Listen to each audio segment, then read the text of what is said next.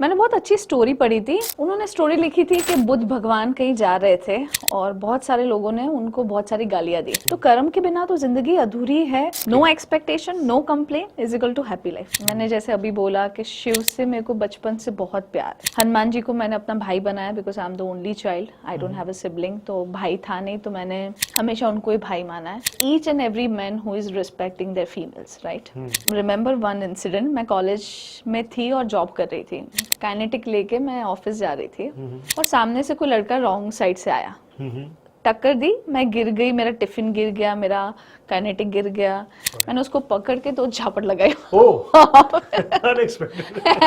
मेरा बहुत मन था कि मैं आर्मी में जाऊं और पुलिस में जाऊं because of my marks, but मैं जा नहीं पाई। अगर गए होते तो कितना अच्छा था ना, आपकी रिक्वेस्ट से सारी चीजें शॉर्ट आउट हो जाती।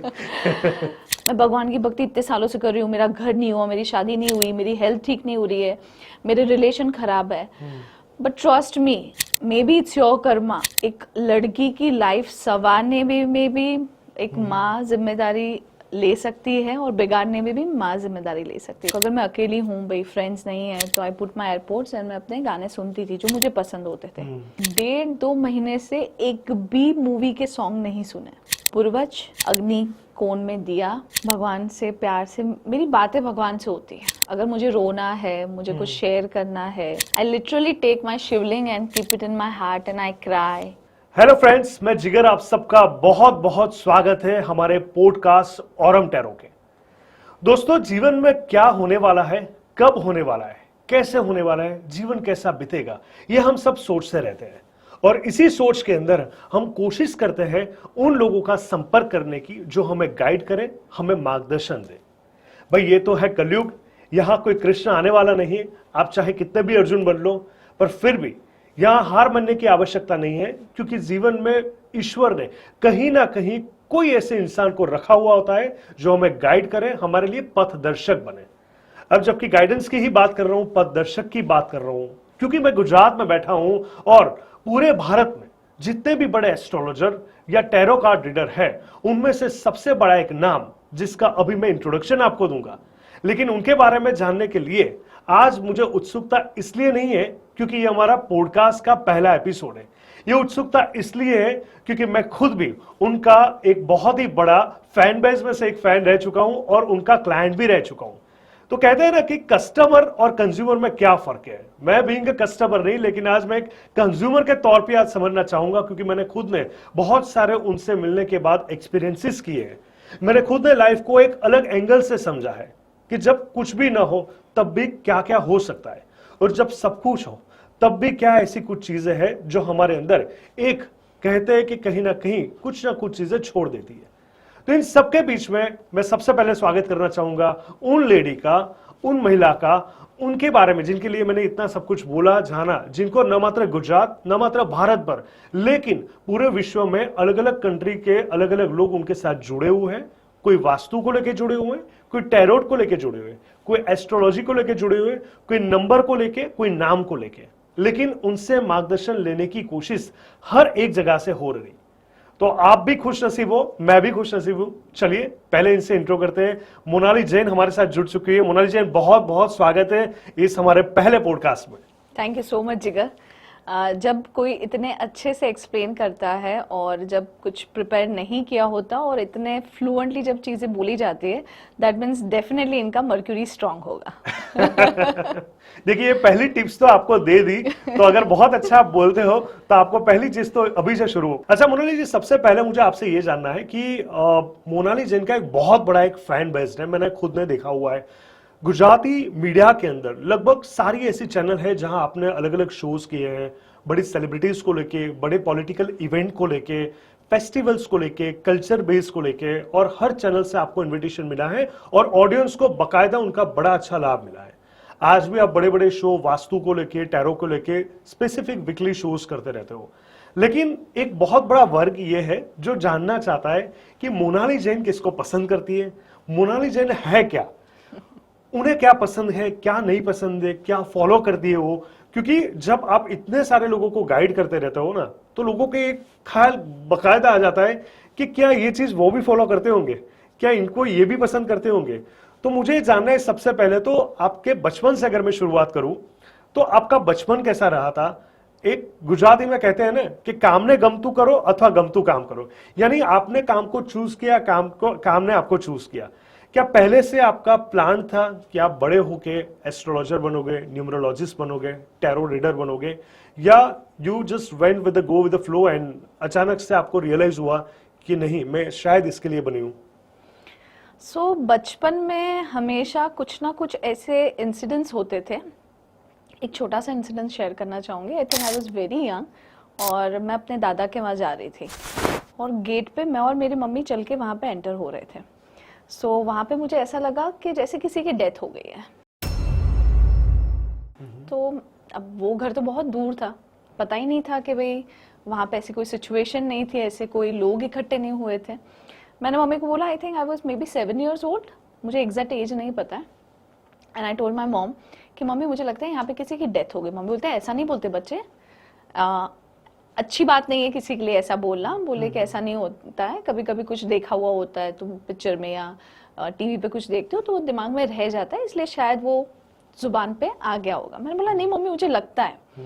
एंड ट्रस्ट में हम लोग अंदर गए and I was very young, मेरे को अभी भी वो इंसिडेंट याद है जबकि मैं बहुत छोटी थी।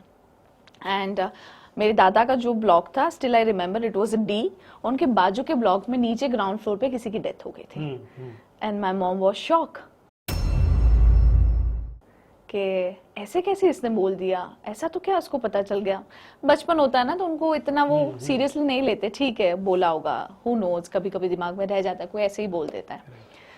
देन सडनली पहले से I was very spiritual because मेरी मम्मी स्पिरिचुअल थी। So definitely I suggest to all parents कि आजकल की जो जनरेशन है, आजकल की जो लाइफ है, अगर पेरेंट्स स्पिरिचुअल होंगे, पेरेंट्स भक्ति में होंगे, पेरेंट्स पूजा पाठ करते होंगे, वो बेसिक एथिक्स को फॉलो करते होंगे, तो डेफिनेटली अगर वो 100% करते हैं तो बच्चे कहीं ना कहीं 30-40% करेंगे। बट अगर पेरेंट्स ही 50% कर रहे हैं तो बच्चे शायद पता नहीं 10% करें, और जो लोग जरा भी नहीं करते वो तो फिर एक्सपेक्ट ही नहीं कर सकते। हाँ, फिर एक अलग चीज हो गई, तुम्हारी कुंडली बहुत स्ट्रांग है और आप कोई अलग आत्मा हो तो वो अलग बात हो गई। बट बेसिक चीज अगर मैं बोलूंगी तो the spiritual power whatever I have it, it's because of my parents, because they both are still they are very spiritual. और आज की डेट में मेरे पापा 3:30 बजे अभी भी उठते हैं, 4 बजे मेरे पापा अभी भी मेडिटेशन करते हैं, मतलब मेरे सोने का टाइम। हाँ। So and he is like army person. Okay. Time to time उठ जाने का, टाइम टू टाइम खाना खा लेने का, time to time meditation, time to time walk करने का। सो थोड़ी बहुत चीजें उनसे आई है और 80% यू कैन से from my mother. She is amazing spiritual person, amazing human being. सबको अपनी माँ बहुत पसंद होती है, बट मेरी माँ की कुछ बात ही अलग है। अरे वाह। अच्छा, आपने बचपन के बारे में बात बताई, अब मैं एजुकेशन को लेके जानना चाहूंगा, क्योंकि ये तो फील्ड ही पूरा अलग है, पर आपने बेसिकली एजुकेशन में क्या किया है और वो पढ़ाई का दौर चाहे स्कूलिंग हो या कॉलेज यूनिवर्सिटी कैसा रहा? मुझे पढ़ना इतना पसंद नहीं था एंड बेसिक पढ़ लेती थी, कभी फेल नहीं हुई हूँ।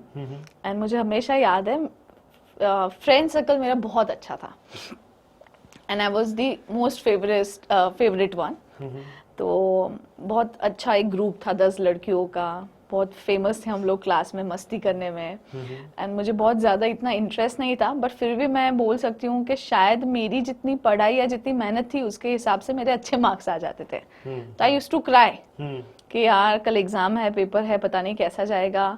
एग्जाम देने के बाद भी आई यूज्ड टू क्राई, यार अच्छा नहीं गया। और जो जिसके साथ मैं बैठती उठती थी उनके कंपेयर में मेरे हमेशा अच्छे मार्क्स आते, तो वो लोग मुझे बोलते तू एक नंबर की झूठी है। तू रोती है बट मार्क्स हमेशा तेरे ज्यादा आते थे। So I am BCom graduate and मैंने कभी इसके बारे में सोचा नहीं था कि मैं ये फील्ड में आऊंगी। फील्ड ने मुझे चूज किया, मैंने फील्ड को नहीं चूज किया। अरे वाह, ये बहुत अच्छी बात की। अब मैं जो पूछने जा रहा हूं, यूजुअली मैं कभी कहता नहीं ऑडियंस से, लेकिन आज मुझे कहना पड़ेगा कि अब जो मैं सवाल उनसे करने जा रहा हूं काफी लोगों को पसंद नहीं आएगा, तो थोड़ा स्किप कर सकते हो पहले से। फिर मुझे मत ब्लेम करना कि मैंने आपको हर्ट कर दिया, क्योंकि ये पूछना बड़ा जरूरी है। जिस तरह से मैं उन्हें जानता हूं, मैं ऑडियंस को जानता हूं, जितने लोग कनेक्ट होना चाहते हैं उनको जानता हूं, लेकिन मुझे आपका दिल तोड़ना पड़ेगा। आपको आंसर तो पता चल ही गया होगा, लेकिन मोनाली बहुत लोग उत्सुक है शादी को लेके, ऑब्वियसली एक टाइम होता है कि जीवन में हर एक फेज आते हैं। एक टाइम के बाद एक क्रश आता है, कोई रिलेशनशिप होता है, शादी का फाइनल कॉल लेना होता है। आपको लेके वो उत्सुकता भी मैंने कई लोगों में देखी। Is she married?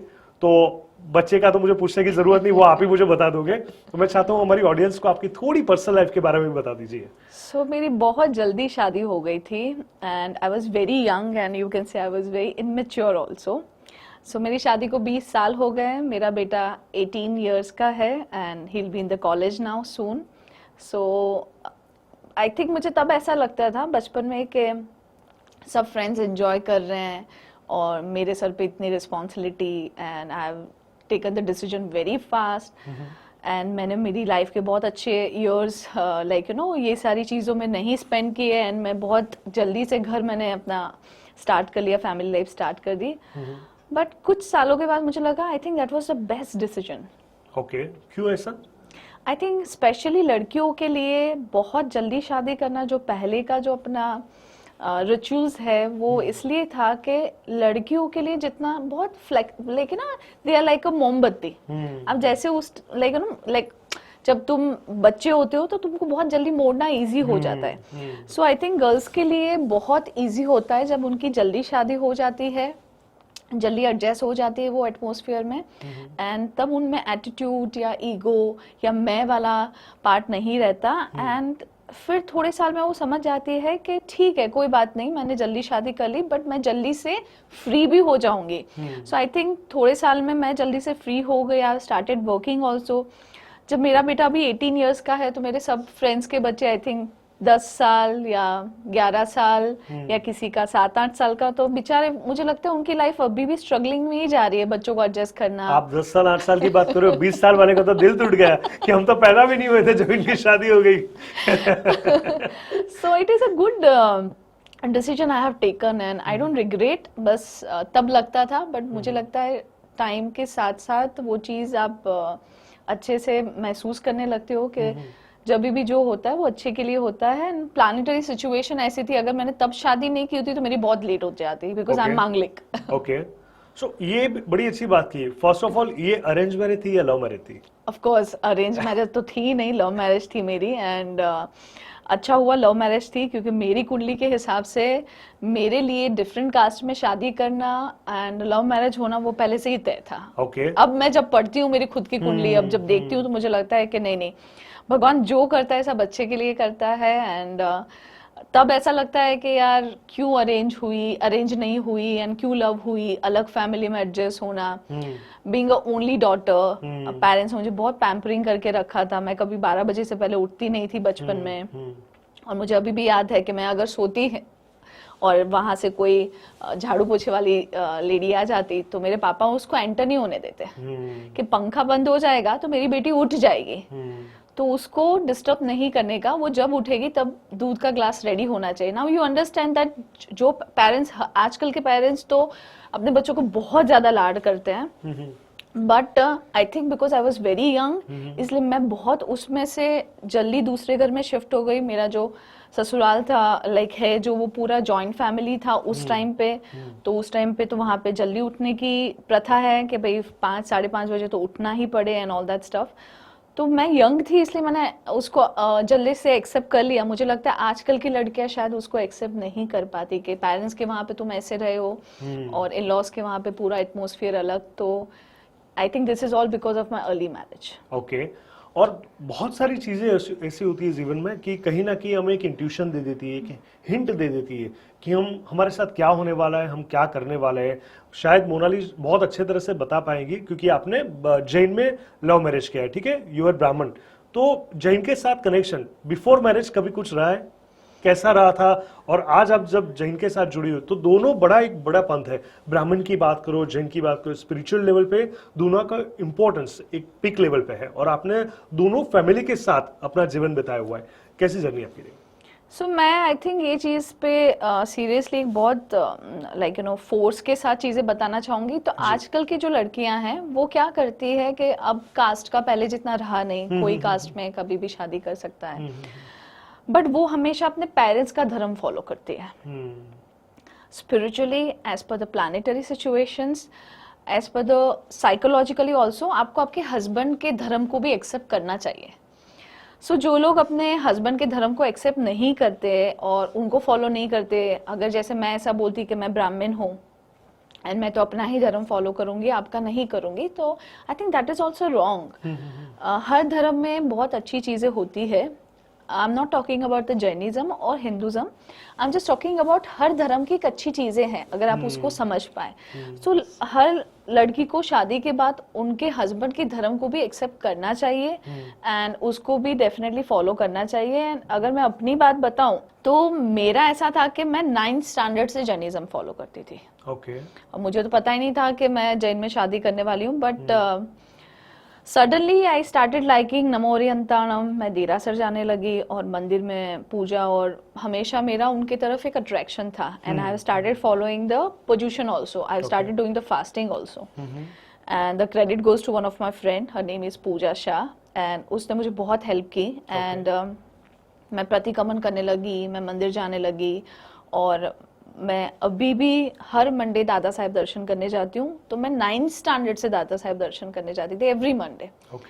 So may be मेरी लाइफ में होगा. एंड जैनिज्म भी बहुत अच्छा धर्म है अगर आप उसको साइंटिफिकली समझो या एज अ धर्म के तौर पे समझो. बहुत अच्छी चीज़ों को सिखाता है, खाना पीना, चीज़ों को अहिंसा, लाइक यू नो परमो धर्म. भाई किसी को भी दुख मत को दो. जैसे कभी मैं मेडिटेशन करती हूँ या कोई पुराण लेके बैठती हूँ, अगर मच्छर आ जाता है बाजू में तो पहले मारने की इच्छा होती थी ना. अब जैन धर्म में क्या होता है, अगर मेरे नसीब में होगा तो वो मुझे कैसे भी काट के जाएगा. मैं उसको मारूं या नहीं मारूं, वो मुझे को काट के जाएगा. सो अब ऐसा होता है कि मैं क्यों मारूं, है ना, मैं क्यों किसी को दुख दूं, मैं उसकी हत्या क्यों करूं, मैं क्यों पाप में पड़ूं. ऐसा नहीं है मैंने कभी नहीं मारा होगा या मैंने कुछ नहीं किया होगा, but I try to do that because मेरे माइंड में है कि जैनिज्म में किसी को भी पेन देना it is a wrong thing, right. तो I try to do as much as I can. I am not saying कि मैंने कभी किसी को पेन नहीं दिया होगा, मेरी तरफ से किसी को दुख नहीं फील मीन्स बैड नहीं फील हुआ होगा, बट यस दोनों धर्म को फॉलो करना चाहिए. एंड जो लोग मैरिज के बाद भी अपने हस्बैंड के धर्म को एक्सेप्ट नहीं करते, वो चीज गलत है. आप अपना भी करें, आप उनका भी करें. हाँ, आप जिससे ज्यादा अटैच हो आप उसको फॉलो करें, बट ऐसा ना करें कि आप किसी दूसरे के धर्म को रिस्पेक्ट ना करें. जैसे बहुत सारे लोग हैं, अगर आप उनको जय जिनेंद्र बोलेंगे तो वो जय श्री कृष्ण बोलेंगे, और अगर आप जय श्री कृष्ण बोलोगे तो जैन होंगे तो वो जय श्री कृष्ण नहीं बोलेंगे, वो बोलेंगे जय जिनेंद्र. तो मुझे लगता है भगवान का नाम लेने में क्या फर्क है, जय जिनेंद्र बोलो, जय श्री कृष्ण बोलो, हरे राम बोलो. So that is a wrong thing. You follow the things, आपको जो अच्छा लगता है उसी धर्म को फॉलो करें. बट ये प्रेजुडाइज जो मन में लेके चलते हैं वो चीज गलत लगती है मुझे. बहुत सही कहा आपने. और कहीं ना कहीं आपने जिस तरह से ब्राह्मण और जैन की बात की, तो एक और चीज बहुत ही स्ट्रांगली कनेक्ट हो रही है जो मुझे लग रहा है कि काफी ऑडियंस को ये सवाल रहेगा.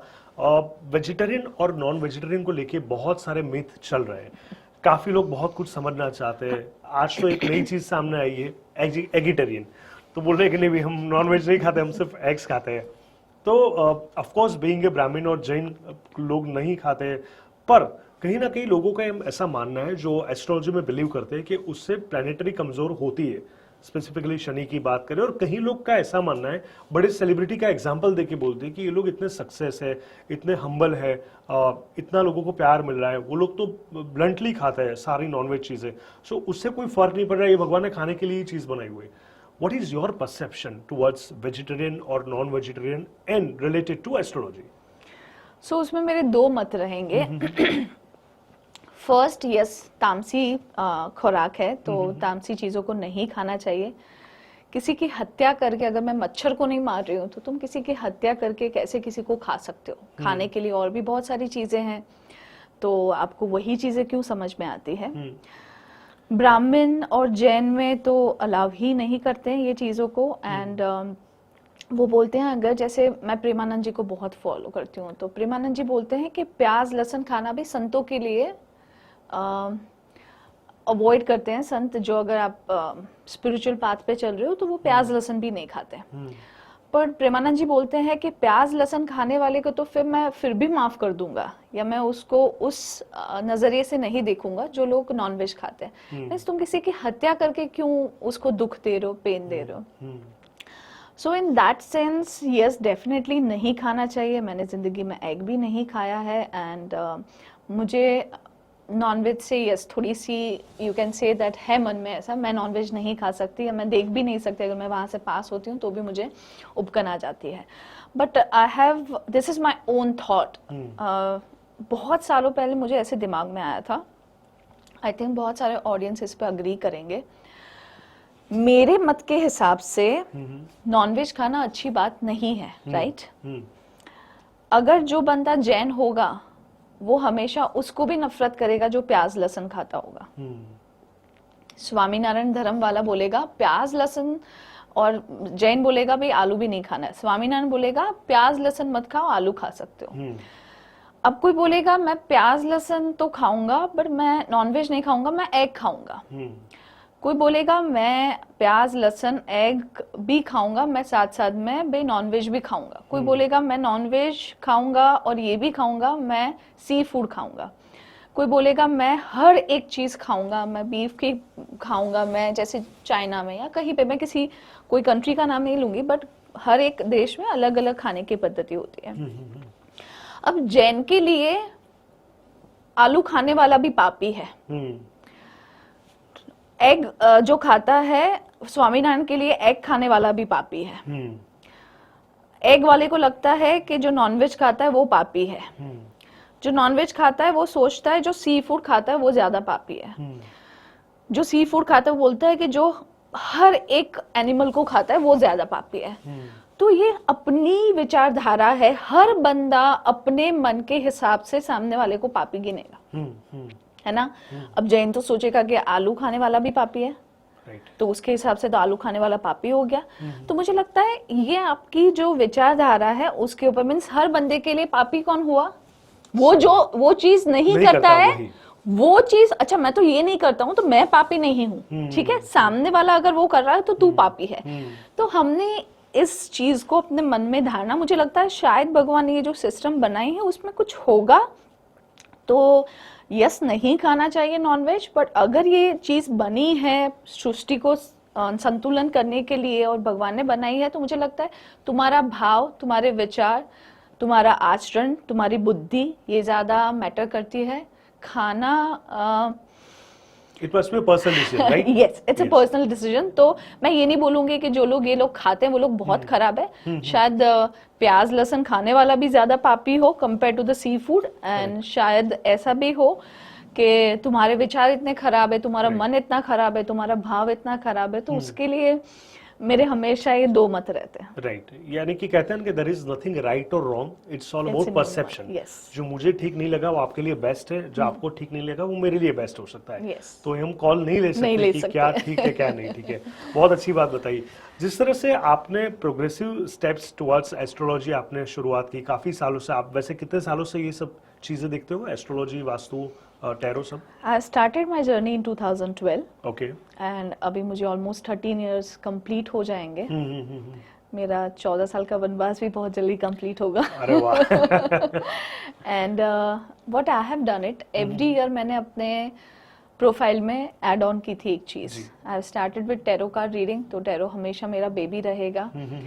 एंड मैंने ये देखा है कि टैरो के अंदर जो चीज तुम एस्ट्रोलॉजी में नहीं पकड़ सकते हो वो टैरो में पकड़ी जा सकती है। Very interesting. इसके लिए मुझे एक और सवाल है, कई लोगों का ऐसा मानना है कि जैसे टैरो में आप जब भी कोई कार्ड पिक करते हो तो दे फील कि उससे उनकी लाइफ का क्या कनेक्शन, वो आप कोई भी कार्ड फील कर सकते हो ना, कोई भी कार्ड पिक कर सकते हो।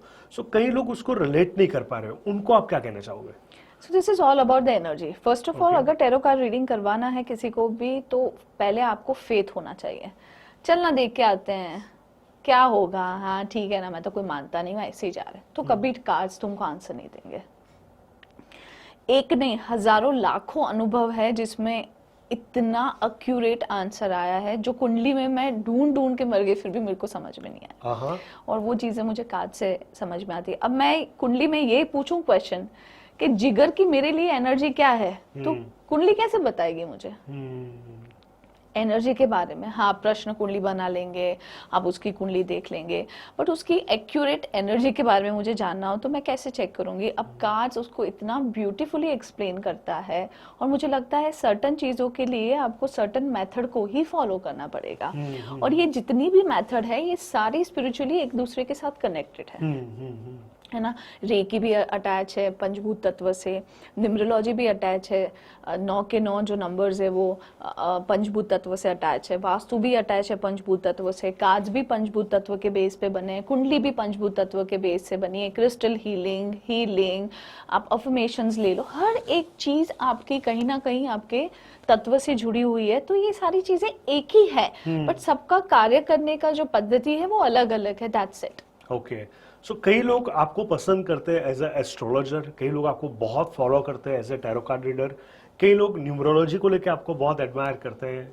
तो बहुत सारी ऐसे एस्ट्रोलॉजी की बात की जाए, टैरो की जाए, न्यूमरोलॉजी की जाए, वास्तुशास्त्र की जाए, सब जगह पे मैंने तो आपका रोल देखा हुआ है, and I know that with full of content, full of energy and knowledge you provide as much as possible. So आपके लिए अगर सीक्वेंस की अगर बात की जाए, सो मोनाली जैन को आप किस किस नंबर पे फर्स्ट, सेकंड, थर्ड, फोर्थ रखना चाहेंगे? मैं नंबर नहीं दे सकती, मैं कौन हूँ अपने आप को नंबर देने वाली। मुझे लगता है ये भगवान की कृपा है और मेरी भक्ति और मेरा मेडिटेशन है, मेरा dedication towards a spiritual power. But मुझे जो अभी लेटली समझ में आया है कि astrology is the base. Okay, planet के बिना समझे बिना आप कुछ नहीं कर सकते। वास्तु भी अधूरा है प्लैनेट के बिना। सबसे पहले अगर मुझे वास्तु किसी का प्लान करना है, पहले तो मुझे कुंडली देखनी पड़ेगी कि प्लैनेट स्ट्रांग है या नहीं। Then definitely Vastu. Okay, yes, numbers also works. Tarot एक ऐसा बेबी है ना, टैरो ऐसी चीज है ना, वो कहीं भी किसी के भी साथ मिक्स हो जाएगा। ओके, सॉल्ट की तरह है, आप कहीं पे भी डाल दो। सब्जी का आलू सब्जी, हाँ आलू है, yes exactly, I was not able to give the right example, but सब्जी का आलू है, तो उसको आप कभी भी किसी के साथ मर्ज कर लो, बहुत ब्यूटीफुली आंसर करता है। But being a tarot card reader, as I told you, tarot is my first baby, तो मैं उसके बिना अधूरी हूँ। बट यस, हर बंदे के लिए टैरो से राइट आंसर लेना, मुझे लगता है टैरो एक ऐसी चीज है जिसमें आप ये कोई कोर्स नहीं है कि मैंने 12th तक एग्जाम दे दी, अब मैं बीकॉम कर लूंगी and then I am a tarot card reader. It is all about the spiritual power, spiritual journey. मुझे याद नहीं है कि मैंने 13 साल में एक भी क्लाइंट मेडिटेशन के बिना लिया है, एक भी क्लाइंट। मेरी तबीयत ठीक नहीं है, मैं लेट हो गई, बहुत बिजी शेड्यूल है, तो मैं क्लाइंट नहीं लूंगी, but I will not touch my cards without my meditation. And ये मेरे गुरु ने सिखाया।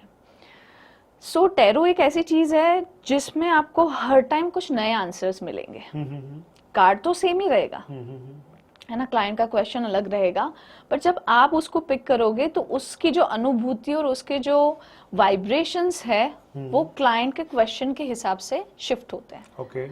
It is a very beautiful method, and उसके लिए आपका उसके साथ अटैच होना बहुत जरूरी है। एस्ट्रोलॉजी आप पढ़ सकते हो, पढ़ाई है, प्रॉपर कैलकुलेशन है। वास्तु भी पढ़ाई है, समझना है दिशाओं को, कौन सी दिशा में क्या काम कर सकते हो। न्यूमरोलॉजी बहुत इजी मेथड है, कोई भी सीख सकता है। रेकी हीलिंग अगर आप हीलर हो, आपके पास एनर्जी है, तो बहुत इजी है समझना। टैरो एक ऐसी चीज है जो पढ़ा जा सकता है, पर उसको आपको महसूस करना पड़ेगा। महसूस किए बिना आप उसको प्रेडिक्शन नहीं दे सकते। It's a vibe, it's a energy. It's a energy, it's a vibrations. Right. So, जिस तरह से हम एनर्जीज की बात कर रहे थे, आपने रेकी की बात की, बहुत सारी एनर्जी की बात की, लेकिन मुझे आपसे ये जानना है कि आप क्या पूजा पाठ करते हो, आपको किस चीज में इंटरेस्टेड है? बहुत लोगों ने पूछने की कोशिश की होगी, जानने की कोशिश की होगी, क्योंकि आपने हर एंगल से लोगों को गाइड किया है, हर पाथ से गाइड किया है। तो आपके लिए स्पिरिचुअलिटी या रिलीजियस क्या होती है चीजें? जैसे आपने मेडिटेशन की भी बात की कि बिना मेडिटेशन किए आप कार्ड को छूते ही नहीं हो, तो आपका मेडिटेशन भी क्या है? आपकी पूजा पाठ का कोई स्पेसिफिक टाइम है, स्पेसिफिक आप चैंट करते हो, कैसे आप मैनेज करते हो सारी? क्योंकि इतने सारे धर्म हैं, इतनी सारी पूजा पाठ है। स्पिरिचुअल भी हम देख सकते हैं कि गुजरात के अंदर अगर देखें तो अगस्त से जनवरी तक श्रावण महीने से शुरू होती है बात, सावन से लेके हर एक त्योहार की अलग मान्यता है। तो आपके लिए कौन भगवान, कौन सा मंत्र, कौन सा चैंट क्या है मोनाली? ऐसे तो प्रेमानंद जी बोलते हैं कि आप जो करते हैं वो किसी को बताना नहीं चाहिए, बट मैंने ये सोचा है और मैंने ये देखा है कि there are followers, there are people, I think, I don't want to name, but I use to upload the picture of Dada Sahab. तो मैंने ये देखा कि मेरे दादा साहब जाने से बहुत लोगों ने स्टार्ट किया दादा साहब जाना। फिर मैंने ये देखा कि मेरी कोई भक्ति करने से मेरा लाइक ना, अगर मैं कोई पाठ कर रही हूँ तो लोगों ने बहुत उसको अप्रिशिएट किया, वो लोग ने भी स्टार्ट किया। तो मुझे लगा कि हाँ, शायद नहीं शेयर करना चाहिए, बट अगर मेरी वजह से कोई जाता है दर्शन करने या कोई कोई पाठ करता है या कोई कोई पूजा पाठ करता है तो I will be bless and I am lucky कि आप किसी को मोटिवेट करके वो राह पे लेके जा रहे हो। सो आई डोंट माइंड शेयरिंग। हाँ, मैं शायद हर चीज़ आपको नहीं बता सकती डिटेल में, बट येस, मेरी लाइफ एंड मेरी ज़िंदगी स्पिरिचुअल पावर के बिना अधूरी है।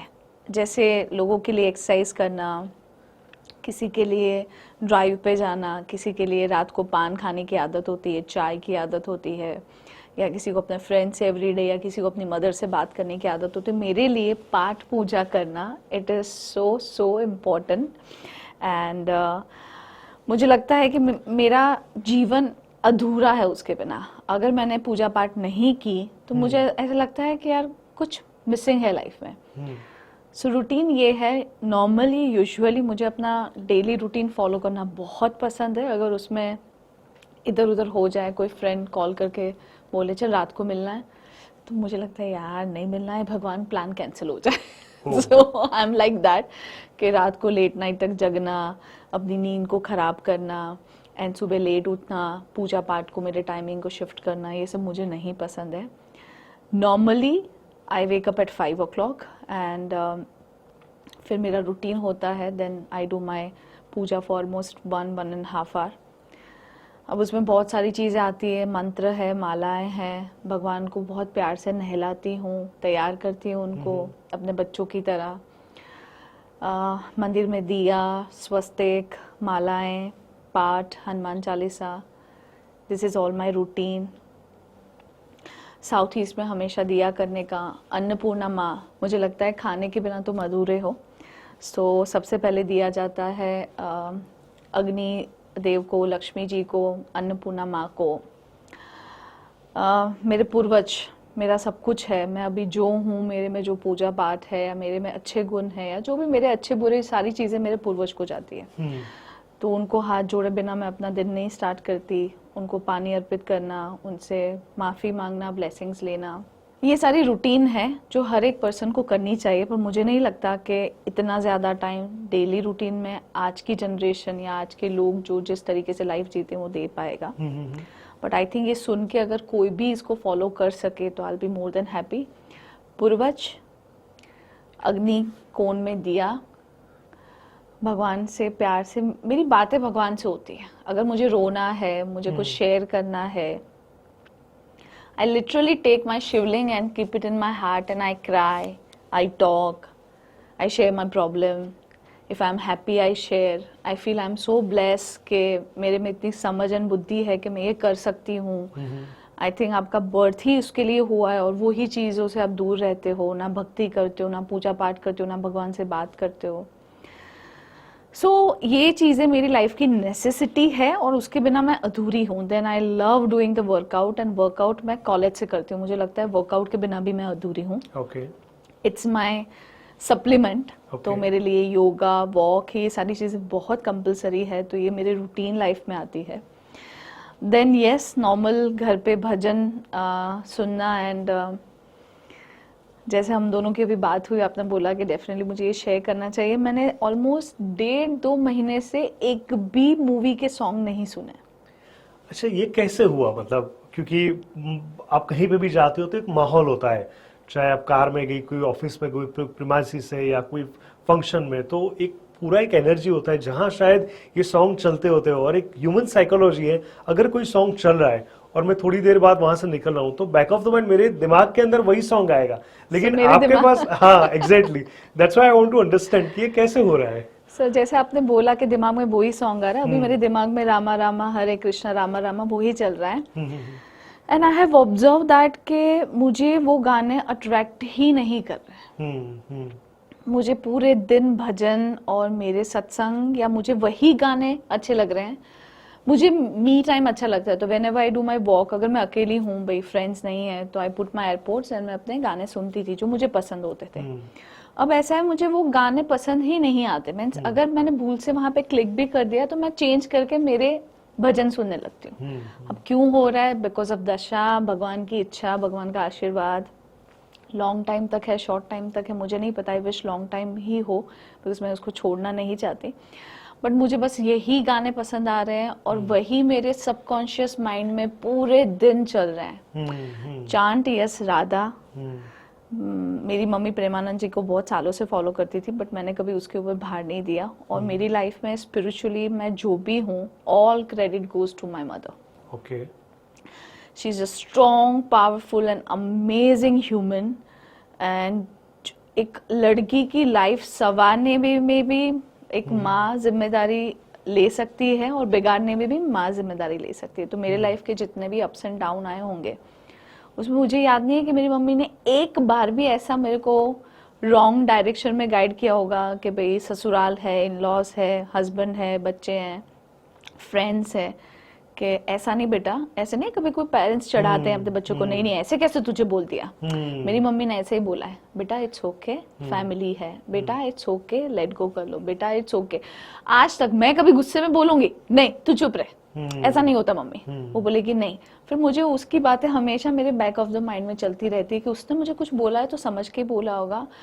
एंड स्पिरिचुअली तो वो एक अनदर लेवल पे है। आप कोई मंत्र, कोई चालीसा, सुंदरकांड पाठ, आप कुछ भी बोल लो, उसको सारे आते हैं। You can say that she like because मेरे मम्मी पापा दोनों ब्राह्मण हैं। So in your spiritual journey, she is your inspiration somewhere. 101%। मुझे हर एक मंदिर में अगर दिया रखना है तो डायरेक्टली नहीं रखते, नीचे थाली रखते हैं, सर ओढ़ के बैठते हैं, बाल खुले नहीं छोड़ते, गीले बाल नहीं आते, ऐसा नहीं करते। तब तो बचपन में ऐसा, मम्मी हर चीज में क्या टोका टाकी, हर चीज में ऐसा नहीं करते, ऐसा। पर उसकी हर एक चीज मैं फॉलो करती हूँ। And same goes to my son. Okay. He get irritated a lot when I am saying don't do like this, मंदिर जाओ, ये करो, उठो, हवन करो। तो वो क्या करता है, सामने यंग है ना, तो क्या है, क्यों माथा खाते रहते हो like that way, but then he follow everything Okay. the way I used to do it. Okay. Even he is doing the same way. Wow. So मुझे ऐसा लगता है कि the spiritual power, as I said earlier, it is all because of your parents. And तुम जो भी spiritually activity घर में करोगे, वो बच्चे पे कहीं ना कहीं इफेक्ट करेगी। जैसे तुम्हारे अच्छे और बुरे कर्म तुम्हारे बच्चों को मिलते हैं, Right. वैसे ही आपका सत्संग, आपका पूजा पाठ में ध्यान एंड जितना भी आप चांट और चीजें करते हो, वो आपको नहीं मिलेगी तो आपके बच्चों को तो जरूर मिलेगी। So you be sure for that कि अगर आपको लगता है मैं इतना कर रही हूँ, मेरी तो लाइफ में इतने दुख है, मेरी लाइफ में कोई चेंजेस नहीं है, मैं भगवान की भक्ति इतने सालों से कर रही हूँ, मेरा घर नहीं हुआ, मेरी शादी नहीं हुई, मेरी हेल्थ ठीक नहीं हो रही है, मेरे रिलेशन खराब है, but trust me, may be it's your Karma, but ये जो चीजें कर रहे हो, वो अगर आपको ना मिली तो आपके बच्चों को तो जरूर मिलेगी मिलेगी मिलेगी। इसलिए कहते हैं कि जीवन के अंत तक तो सब कुछ ठीक ठाक हो ही जाता है। और अगर आपको लग रहा है कि जैसे उन्होंने बताया है कि शादी नहीं हुई, हेल्थ ठीक नहीं है, जॉब में ठीक नहीं है, बिजनेस नहीं सेटअप हो रहा है, कहीं ना कहीं जो सारी इश्यूज है, तो समझ लो कि पिक्चर अभी बाकी है मेरे दोस्त। यानी कर्म करते जाओ। बहुत कम लोगों को पता होगा और ये बड़ी ताजुब की बात है कि मोनाली जैन को एक टाइम था जहां she wanted to join police and army. बहुत कम लोगों को पता है, and I am one of them. क्या थी ये चीज, क्या थी ये ख्वाहिश, और कहां अटक गई? ये हम लोग क्या जिगर को मिलते रहते हैं न्यूज चैनल में, तो जिगर से बातें होती रहती है। तो ऐसी प्लैनेट की बातें हो रही थी, तो उन्होंने पूछा आपका प्लैनेट कहाँ है। मैंने बोला मेरा फर्स्ट हाउस में मंगल उच्च का है। मैंने बोला मेरा बहुत मन था कि मैं आर्मी में जाऊं और पुलिस में जाऊं because of my marks, but मैं जा नहीं पाई। अगर गए होते तो कितना अच्छा था ना, आपकी रिक्वेस्ट से ही सारी चीजें शॉर्ट आउट हो जाती। ये इसलिए था बिकॉज मैं गलत चीज हूँ, ऐसा नहीं बोलती कि मैं कोई सर्वगुण संपन्न हूँ, एंड बट हाँ मुझे ये था कि मेरे लिए फीमेल को रिस्पेक्ट करना जी। अगर कोई मेल फीमेल को रिस्पेक्ट करता है, वो उस पर्सन के लिए मेरे भाव बहुत चेंज हो जाते हैं, and you are one of them because you respect female so much, and this is the quality, and इसके लिए मुझे आप बहुत पसंद हो, and I like each and every man who is respecting their females, right. So I remember one incident. मैं college में थी और जॉब कर रही थी. काइनेटिक लेके मैं ऑफिस जा रही थी और सामने से कोई लड़का रॉन्ग साइड से आया, टक्कर दी, मैं गिर गई, मेरा टिफिन गिर गया, मेरा काइनेटिक गिर गया. And it was like a morning time. Obviously job जाने के लिए तुम फटाफट भागा दौड़ी में होते हो, भागते हो. And then instead of saying sorry, it was your fault and you were like riding on a wrong side, you were showing the attitude, and he started abusing and giving me a bad words. मैंने उसको पकड़ के तो झापड़ लगाई. Unexpected. And the entire, I was like just 18 or something, 18 19. आजू बाजू पूरा जितने भी लोग थे सब आ गए, क्या हुआ करके. मैंने बोला एक तो मेरा टिफिन गिर गया, रॉन्ग साइड से तू आ रहा है. इंस्टेड ऑफ सेइंग सॉरी, मेरे को उठाने की जगह, मेरा काइनेटिक ठीक करने की जगह, you are showing me the attitude. And then he said that अपने आप को महारानी लक्ष्मीबाई समझते हो. मैंने बोला नहीं, उससे भी ज्यादा समझती हूँ, तो इधर अब मैं तुझे एक और झापट लगाती हूँ. So I always use to hate those male, लड़की को देखना. जैसे नहीं, आप कॉलेज में काइनेटिक पे या एक्टिवा पे जाते हो, लड़के ऐसे ऐसे ताड़ते हैं. And I use to see like this, मेरी आंखें पूरी निकाल के. मेरी मम्मी बहुत डरती थी, अरे चुप हो जा, मत कर ऐसे, लड़की है, ऐसे नहीं होता, कोई सरफिरा लड़का आ गया तो प्रॉब्लम होगा. तो मैं कभी भी सुनती नहीं थी ये चीज़ें मम्मी की. Still I hate those people जो हॉर्न मारते हैं, देखते रहते हैं ऐसे ऐसे. And touchwood my son is not doing that way. मैंने उसको सिखाया ऐसा, फिर then God knows. But yes, so that was the reason I was feeling that I should be in the army, I should be in the police. तो थोड़ी गलत चीजों को अगर रोक पाती, that was just a small dream. But आप गलत चीजों को रोक ही रही है, एक अलग तरीके से रोक रही है, एक अलग मार्गदर्शन के साथ रोक रही है. ये भी एक जरिया है और ये बहुत खूबसूरत जरिया है जो आपने आजमाया हुआ है. तो कहीं ना कहीं आपको देख के ऐसा मुझे लग रहा है, और आप सहमत भी होंगे, जैसे आपका सौम्य स्वभाव है, काफी शांत अब आप हो चुके हो, तो आपका सोमवार यानी चंद्र काफी ठीक ठाक होगा कुंडली में, मुझे लग रहा है. मंगल की तो आपने रिसेंटली बात कर ही दी, that you wanted to join police army, that your aggression. उच्च का मंगल, पहला मंगल, ऑफ कोर्स बुध का, क्योंकि क्या बोलना क्या नहीं बोलना आपको बड़ी अच्छे से आता है, इसलिए हम ये अच्छा पॉडकास्ट कर पा रहे हैं. आपके अंदर जो नॉलेज है, जो ज्ञान है, जो प्रेजेंटेशन है, उसके मुझे लग रहा है आपका गुरु भी काफी अच्छा होगा. शुक्र के बारे में तो मुझे कुछ बोलने की जरूरत नहीं, पूरी ऑडियंस आपको बता देगी. और of course as far as ethics are concern, Saturn भी आपका काफी ठीक होगा. नॉनवेज का आपने बता दिया, ब्राह्मण जैन का बता दिया. तो अब मुझे ये जानना है कि कौन से ग्रह आपके उच्च के हैं, कौन से आपके खुद के प्लेस पे बैठे हुए हैं. ऐसा नहीं है जिगर, है प्लैनेट्स तो कहीं ना कहीं कुछ ना कुछ होते हैं. पर फिर भी होगा ना, मुझे अब तो बड़ा श्योर लग रहा है आपकी बातों से कि कोई ग्रह ऐसा होगा कि जो अपने स्थान पे है, स्वराशि में है, या कोई उच्च पे होगा. सो अगर लग्न कुंडली की बात की जाए तो यस, शनि उच्च का है तुला में, मंगल उच्च का है मकर में, गुरु स्वगुरु ही है धन राशि में, गुरु शुक्र साथ में है. चंद्र आप ये तो नहीं बोल सकते कि बहुत स्ट्रांग है, बट 50-50 हो रहा है, कर्क में भी जा रहा है, इधर भी जा रहा है, बट बिकॉज ऑफ जुपिटर की दृष्टि उसके ऊपर है, तो कहीं ना कहीं गज केसरी भी हो गया ना फिर तो. मुझे किसी ने बोला था कि मेरे चंद्र को देख के कि मुझे लगता है ये तो, इसको बहुत सुसाइडल थॉट्स आते होंगे और ये डिप्रेशन में होगी. मैंने बोला बाय गॉड ग्रेस, या मे बी बिकॉज ऑफ पूजा पाठ और पेरेंट्स ने कुछ अच्छे कर्म के, आज तक मैंने कभी ना डिप्रेशन में अपने आप को फील किया है कोई भी कंडीशन में, ना ही मुझे कभी सुसाइडल थॉट आए हैं. भगवान करे ऐसा ही हो. मैं कौन होती हूँ बोलने वाली, ही इज़ द वन जो मुझे प्रोटेक्ट कर रहा है, या मेरे पूर्वज होंगे जो हमेशा मुझे प्रोटेक्ट कर रहे हैं. बट या one of the reason can be कि गुरु की दृष्टि एंड शिव की भक्ति. मैंने जैसे अभी बोला कि शिव से मेरे को बचपन से बहुत प्यार है. हनुमान जी को मैंने अपना भाई बनाया because I am the only child, I don't have a sibling. तो भाई था नहीं, तो मैंने हमेशा उनको ही भाई माना है. और उन्होंने हर टाइम, हर जगह, हर मोमेंट पे, बचपन से लेके अभी तक मेरे हर एक स्टेज पे उन्होंने मेरा साथ दिया है. जरूरी नहीं है कि मैंने जो मांगा उन्होंने मुझे दे दिया हो, बट वो नहीं भी दिया, उसमें कुछ ना कुछ अच्छा ही था. सो भगवान की भक्ति तो करनी ही चाहिए. एंड प्लानिटरी सिचुएशन की बात करें तो होंगे इधर उधर प्लैनेट्स, ऐसे नहीं है, but yes this are the planet जो अच्छे हैं, अब पता नहीं कैसे अच्छे हैं क्या है। मैं कोई ग्रेट एस्ट्रोलॉजर तो नहीं हूँ, बहुत सारे धुरंधर पड़े हुए हैं यहाँ पे जिनके पास मेरे से बहुत ज्यादा नॉलेज है। पर मेरे गुरु हमेशा बोलते थे मेरे को तेरा गुरु और शुक्र का कॉम्बिनेशन बहुत अच्छा लगता है। अच्छा। सो मुझे ऐसा लगता था ऐसा क्यों बोल रहे हैं, उनको क्या पसंद है मेरे गुरु में और शुक्र में। तो कुछ था रीजन। गुरु जब लाइक जो सिचुएशन में है मेरा, मैं पूरी कुंडली तो नहीं डिस्कस करूंगी, but it is really good के जो सिचुएशन में है वहाँ पे तुम कहीं ना कहीं पास्ट लाइफ में भी कुछ अच्छा करके आए होंगे। पेरेंट्स भी तुम्हारे ऐसे होंगे जो तुमको ऐसे गाइड करेंगे, एंड तुम्हारे अंदर जो भक्ति है वो भी तुमको वो स्टेज पे लेके जाएगी जहाँ पे तुम्हारा मोह और तुम्हारी चीजें धीरे धीरे तुम्हारी लाइफ से दूर होती जाएगी। Okay. So I M bless.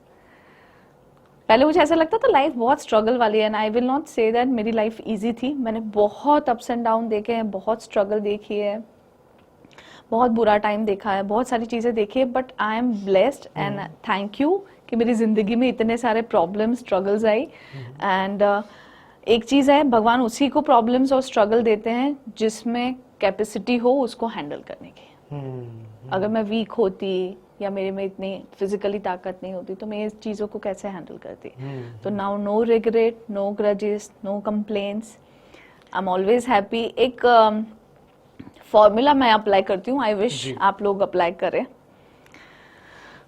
No complain, no expectation, मुझे अभी एग्जैक्टली याद नहीं आ रहा है बट मैंने कॉलेज टाइम में इसको सीखा था, is equal to happy life. No expectation, no complain is equal to happy life. ना किसी से एक्सपेक्टेशन रखो, ना कभी किसी कोई चीज में कंप्लेन करो, आपकी लाइफ बहुत हैप्पी हो जाएगी। And it is very tough thing to do it, so easy to say. खुद मैं अब फॉलो कर रही हूँ तो मुझे पता चल रहा है, बट एक सूत्र होता है ना, उसमें से ये बेस्ट सूत्र है जो मैं हमेशा अप्लाई करती हूँ। ऐसा कहते हैं कि जब आप चीजों से पर हो जाओ, आपको कंप्लेंट नहीं है, दुख नहीं है, कोई एक्सपेक्टेशन नहीं है, कोई ऐसा रंज नहीं है, कोई ऐसा ग्रजेस नहीं है, you are just going with the flow flow flow, तो ऐसा कहता है कि जब इस स्टेट ऑफ माइंड के एग्जैक्ट आप पास अगर पहुंच जाते हो तो ये सारे ग्रह है आप उससे भी पर हो जाते हो, वो इतना अफेक्ट आपको नहीं करते। Is it correct? It is correct. And उसको वास्तु दोष भी नहीं फर्क पड़ता, उसको कोई ग्रह दोष भी नहीं फर्क पड़ता। वो अपने आप में ही वो आत्मा इतनी स्ट्रांग हो जाती है कि उसको ये सारी चीज़ों से कोई फर्क ही नहीं पड़ता, बिकॉज ये स्टेज पे आना बहुत टफ है। मैं तो आई नहीं हूँ, because I will not say that, I am trying, I am working on that path, but it is one of the most powerful thing to do it. So those who are saying कि भाई मैं वास्तु में believe नहीं करता, मैं astrology में believe नहीं करता, बट अगर ये लोग ये सारी मेथड को फॉलो करते हैं, बहुत सारे स्पिरिचुअल लोग होंगे जो, हम कुछ नहीं है, we are not even 0.1% also, लोग कहाँ कहाँ पहुँच गए हैं स्पिरिचुअल, उनकी जो मेथड है अप्लाई करने के लिए, like you know. So it is very true, and हर बंदे को स्लोली ग्रेजुअली फॉलो करना चाहिए। Okay okay. तो वो ऑब्सेशन से बाहर आने की आवश्यकता है बेसिकली। मोनाली जैन का जो कहना है कि हमें हर चीज कहीं ना कहीं वो एक भागदौड़ रहती है, कुछ पाने की एक दौड़ रहती है, उससे थोड़ा अगर आप पर हो जाओ तो मुझे लग रहा है स्मूथली अपने आप चीजें हर जगह पे राइट टाइम पे आके अटकेगी। जब आपने एक एक स्टेज क्रॉस किया आपके प्रोफेशनल करियर के अंदर, तो एक बहुत ही एक अच्छा पड़ाव आया और फेमिना में आपने आपको एक बहुत बड़ी एक जगह दी, और उस जगह से एक अलग ही आपका नाम, आपका ऑरा, आपका प्रेजेंटेशन बहुत और तरीके से भी निखरा। सो फेमिना के अंदर आपका फ्रंट पेज पे फोटो आना, आपका इंटरव्यू लेना, आपके हर पहलू को एक अलग तौर पे लोगों तक पहुंचना, उनका ये डिसीजन आपको लेके था, कैसे वो उन्होंने आपका अप्रोच किया और उसके बाद क्या बदलाव आपने महसूस किया? So I would like to clear one thing के 2000 ऑलमोस्ट 16-17 मुझे याद नहीं है, बट तब से लेके अभी तक मैंने एक भी न्यूज चैनल में पैसे पे करके कोई इंटरव्यूज नहीं करवाए। मुझे ऑलवेज इनविटेशन मिला है, and I have been invited by the channels.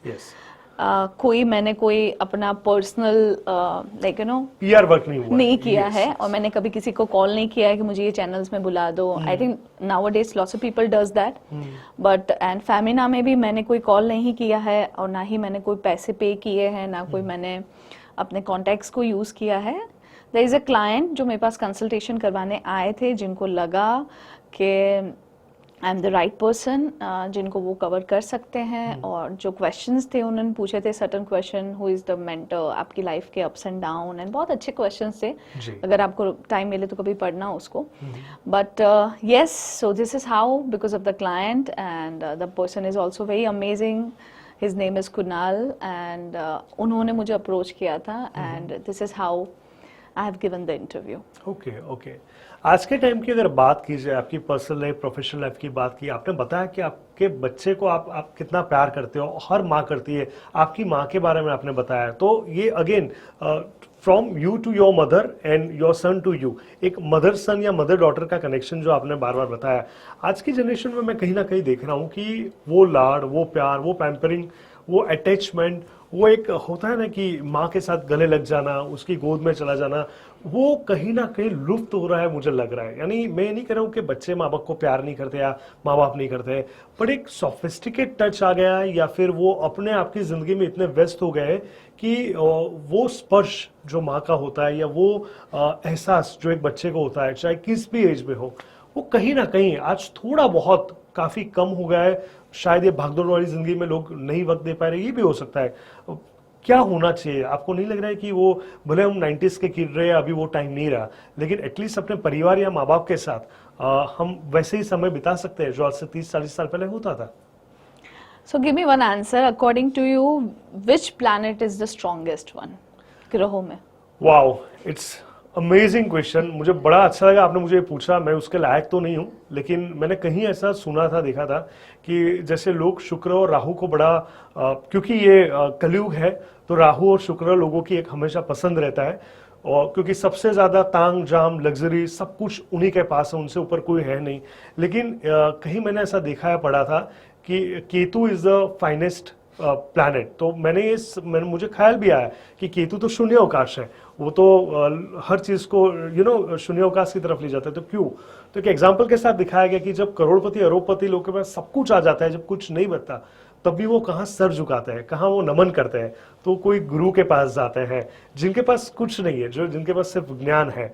तो मेरे हिसाब से एक केतु, जिनको कुछ नहीं चाहिए, वो बहुत बड़ी चीज है। मुझे सब कुछ चाहिए और है उससे भी बड़ी चीज। और दूसरा मेरे हिसाब से मून, चंद्र, क्योंकि हमारी मानसिकता, हमारी सोच, हमारा स्वास्थ्य, हर चीज मुझे लग रहा है पहले यहाँ होती है, उसके बाद एग्जीक्यूट होती है। When it comes to mind, when it comes to thought process, when it comes to designing your ideas, indirectly related to moon. So I believe चंद्र और केतु मुझे लग रहा है, जो कि लोग गुरु शुक्र राहु को मानते हैं भी, पर मुझे लग रहा है शायद अगर मेरा आंसर थोड़ा बहुत ठीक ठाक हो तो। बस वो नंबर में ऊपर नीचे हो गया। Chandra is the planet which is the most important planet. कुंडली में अगर कुछ भी खराब होगा पर चंद्र स्ट्रांग होगा तो आपकी लाइफ में बहुत आगे बढ़ सकते हो। And yes, Ketu is also the planet जो मेरा तो फेवरेट है, बिकॉज जो फॉरगिवनेस, लेट गो, झुकना, बंधनों से मुक्त होना, जिसके लिए हमारा जन्म हुआ है ना, बंधनों से मुक्त होने के लिए, बंधनों में बंधने के लिए नहीं। Exactly. And forgiveness is the one of the strongest thing. Let go. मैंने बहुत अच्छी स्टोरी पढ़ी थी ओशो की, अभी मैंने अपलोड भी की थी शायद मेरे इंस्टा पे। उन्होंने स्टोरी लिखी थी कि बुद्ध भगवान कहीं जा रहे थे और बहुत सारे लोगों ने उनको बहुत सारी गालियां दी। ओके। तो बुद्ध भगवान सुनते रहे प्यार से। फिर थोड़े टाइम के बाद उन्होंने पूछा, हो गया? तो उन्होंने बोला, ये कोई बात बोल रहे, गालियां दे रहे तुझे? बोले, हाँ मेरे लिए तो बात ही है, हो गया आपका? तो उन्होंने बोला, हाँ हो गया। तो उन्होंने बोला, मैं और एक गांव जाके आया था, बहुत सारे भक्तों ने मेरे लिए खाना लेके आए थे। तो मैंने उनको बोला कि मेरा पेट भरा हुआ है, मेरा हो गया, मैं नहीं खाना चाहता। तो उन्होंने पूछा, आपको पता है उन्होंने क्या किया होगा? तो उसमें से किसी एक जन ने बोला, क्या किया होगा? घर लेके गए होंगे। तो बोले, मेरा पेट भरा हुआ था इसलिए वो खाना घर लेके गए। तो उन्होंने पूछा, बोलना क्या चाहते हो? तो बोले, आपकी गालियों से भी मेरा पेट भर गया है, मैं उसको भी लेके नहीं जाना चाहता, अब आप ये अपनी गालियों को भी घर लेके जाए। So he was trying to say that कि ना ही मुझे आपकी गालियों से कोई फर्क पड़ता है, ना ही आपके लाड प्यार से, ना ही कोई मोह लोभ से। और जो स्पिरिचुअल पावर है वो केतु एंड पूरा चंद्रमा का है। माइंड जो आपका है वो पूरा मन से जुड़ा हुआ है। आप कितना भी अच्छे प्लैनेट्स लेके बैठे, बट आपका मन अगर स्थिर नहीं हुआ, मन अगर खुश नहीं हुआ, पैसे हो गए, माँ बाप हो गए, अच्छी लाइफ हो गई, अच्छी हेल्थ हो गई, बट मन में फिर भी नहीं ये नहीं है ना, नहीं ये नहीं है ना, तो दैट मीन्स कि आप हमेशा दुखी रहोगे। तो चंद्र का स्ट्रांग होना मैं हमेशा बोलती हूँ बहुत जरूरी है। एंड आपके टॉपिक पे आएंगे, मैं आज की डेट में भी मेरी माँ को हग करती हूँ, किस करती हूँ, उसके गालों को पूरा ऐसे पैम्पर करती हूँ, उसकी गोदी में सो जाती हूँ, छोटे बच्चों की तरह उसको हग करती हूँ। और ये मेरा एक मेरे बॉडी के लिए बहुत जरूरी है ये चीज। सो आजकल के जो बच्चे एक्सप्रेस नहीं करते, अपनी माँ को चिपकते नहीं है, प्यार नहीं करते, उनसे बातें नहीं करते, और कभी कभी ऐसा लगता है गिफ्ट्स दे देते हैं, ठीक है, एंड माँ भी उनसे डिमांड नहीं करती। मुझे अभी भी पता है, मैं अगर कहीं घूमने जाती हूँ और मैं अगर पहुंच के मैंने फोन नहीं किया तो मेरी मम्मी फोन करेगी, तू पहुंची? मैं बोलूँ हाँ मम्मी पहुंच गई।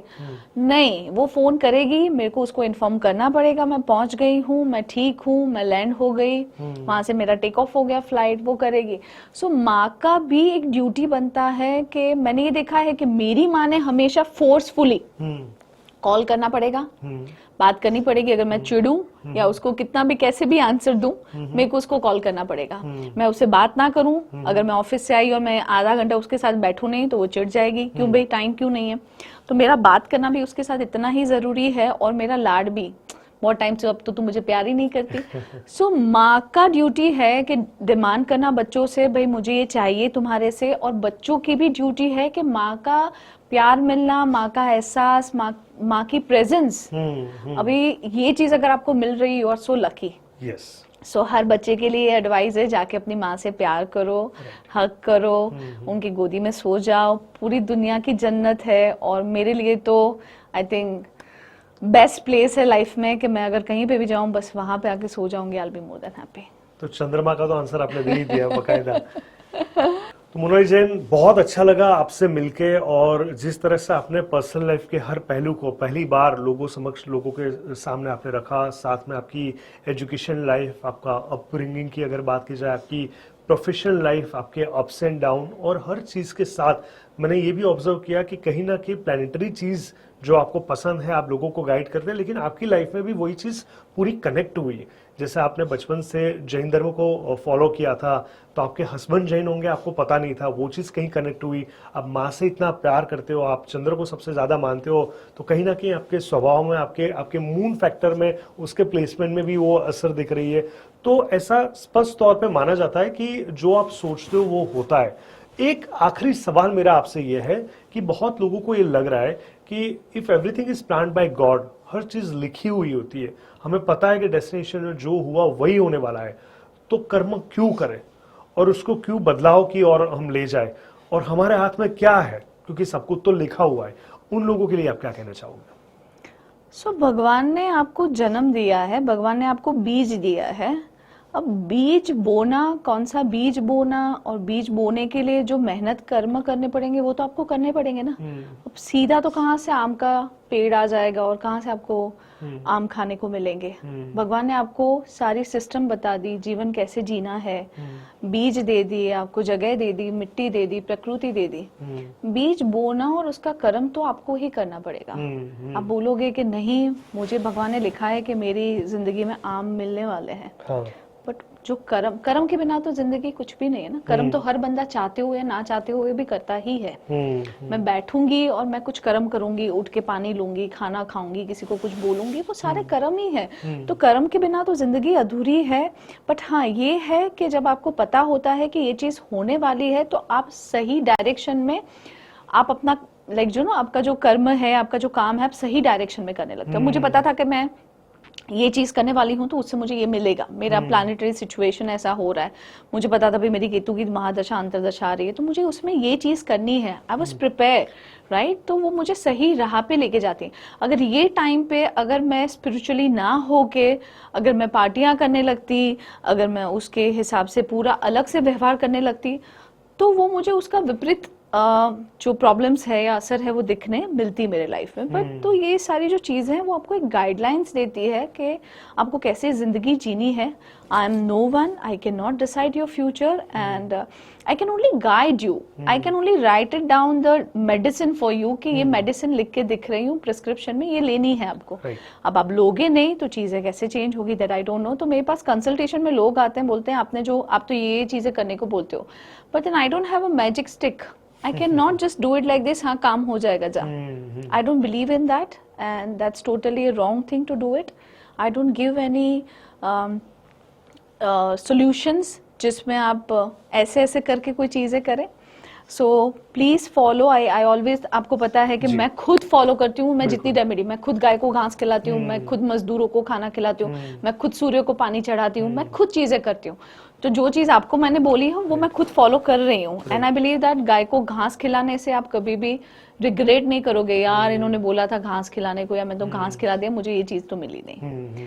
So this is how you should work and कर्म तो करना ही पड़ेगा, विदाउट कर्म चीज़ नहीं मिलेगी। बिल्कुल सही। इससे एक बात तो स्पष्ट हो रही है कि हर चीज आपका कर्म का हिस्सा है। अगर आपकी शादी हुई वो कर्म है। कई लोग बोलते हैं जोड़ियां ऊपर से बनती है तो फिर डिवोर्स क्यों होता है, वो भी एक कर्म ही है। आपका जन्म भी कर्म है, आपका मृत्यु भी कर्म है। हर एक चीज आपके कर्म से, आपका हिसाब किताब, कर्म की लेन देन आपको कहीं ना कहीं कंप्लीट करनी ही करनी है। अगर आप उससे भाग रहे हो, अगर आप चाहते हो कि नहीं मुझे करना ही नहीं है, मुझे पढ़ना ही नहीं है, मुझे यही चाहिए, वही सारी चीज आप नए कर्मों को आप इन्वाइट करिए। इससे अच्छा है कि आप खुद एक पूरी प्लानिटरी सिचुएशन को समझे और महसूस कीजिए कि हर चीज के लिए भगवान ने आपको बनाया हुआ है और वही चीज चाहे आपको अभी ठीक लगे या ना लगे, लेकिन आपके जीवन के लिए बहुत जरूरी है। आपने बहुत ही अच्छे तरीके से बता दिया कि क्यों प्लैनेटरी पोजीशंस या प्लैनेट हमारे जीवन में क्या रोल प्ले करते हैं। साथ ही में कर्म और नेचर, जैसे आपके फीमेल के रिस्पेक्ट का एक एग्जांपल दिया, उसके साथ अभी आपने कर्म की बात की, तो हर चीज एक दूसरे के साथ अलाइनमेंट है। अगर इसको प्रॉपरली समझा जाए तो मुझे लग रहा है कि जीवन काफी ठीक ठाक हो जाएगा, एक स्मूथनेस हो जाएगी। मोनाली जैन, आपके साथ बहुत अच्छा लगा बैठ के और पहली बार बहुत सारी ऐसी चीजें सामने आई। ऑडियंस को भी काफी चीजें पसंद आई होगी और उन्होंने भी आपके बारे में जाना होगा, क्योंकि एक साथ आपके सारे इतने पहलू, चाहे आपकी फेमिना लाइफ की बात की जाए, चाहे आपके एजुकेशन की बात की जाए, as far as this field is concern, Vastu, astro, tarot, वो तो अलग ही अलग है। तो आप हर चीज में इतना बिलीव करते हो और साथ ही में आपने बहुत सालों से लोगों को इतना मार्गदर्शन दिया है। आशा करते हैं कि आगे के टाइम पे आप न मात्र सिर्फ गुजरात, भारत और पूरे विश्व के अंदर, लेकिन वो लोग जो कहीं ना कहीं स्पिरिचुअल लाइफ से अलग हो चुके हैं, उनको भी आप वापस इस फील्ड में लाके या वापस पूजा पाठ या दर्शन के तौर पे एक अच्छे कर्म की पथ पे आगे ले जाओ। ऐसी शुभकामना के साथ इस पॉडकास्ट को मैं अभी समाप्त करना चाहूंगा। तो दर्शक मित्रों, एक बात तो स्पष्ट है कि जिस तरह से हमने समझा कि जिंदगी के बहुत सारे पहलू होते हैं और हमें हर चीज के साथ एक एक्सेप्टेंस और बिलीफ लाना है। मोनाली जैन के साथ यही चीज हमने समझी कि जीवन का हर एक पार्ट वो कुदरत का लिखा हुआ है, लेकिन कोशिश हमने यही करनी है कि हम सामने वाले को कुछ अच्छा दे पाए, इंस्पायर कर पाए, मोटिवेट कर पाए। Thank you so much.